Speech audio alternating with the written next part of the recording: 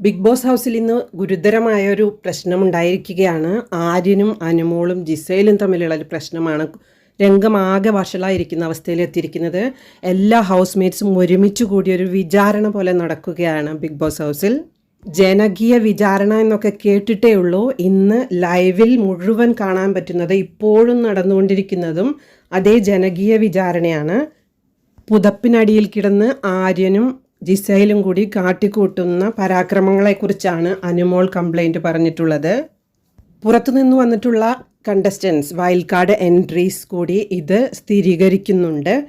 പുറത്ത് ഈ വിഷയം വലിയ ചർച്ചയായിരിക്കുന്നു എന്നുള്ളത് എല്ലാവർക്കും അറിയാമല്ലോ. ഇത് ചോദിക്കാൻ വേണ്ടി എല്ലാവരും ഒരുമിച്ചിരിക്കുമ്പോൾ അനുമോൾ പറയുന്നുണ്ട്, അനുമോൾ കണ്ടതാണ്, ബെഡ്ഷീറ്റ് തലയിലിട്ട് ഇവർ തമ്മിൽ കിസ് ചെയ്യുന്നതും കെട്ടിപ്പിടിക്കുന്നതും എല്ലാം കണ്ടിട്ടുണ്ട് എന്ന്.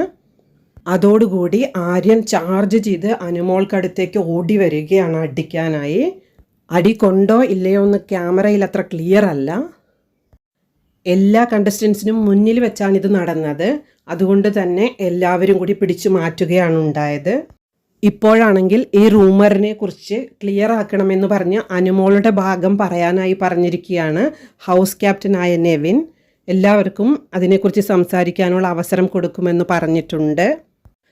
പുതിയ വൈൽഡ് കാർഡ് എൻട്രീസായ ജിഷിനും മസ്താനിയും മറ്റു കണ്ടസ്റ്റൻസും എല്ലാം ഈ പുതപ്പിനടിയിലെ കാര്യം എടുത്തിട്ടിട്ടുണ്ട്. ഇപ്പോൾ ചുറ്റും ക്യാമറകളുള്ള സ്ഥലത്ത് നിന്ന് ഇത് കണ്ടുപിടിക്കാൻ ബിഗ് ബോസ് ഒന്ന് സഹായിക്കണമെന്നെല്ലാം എല്ലാവരും പറയുന്നുണ്ട്.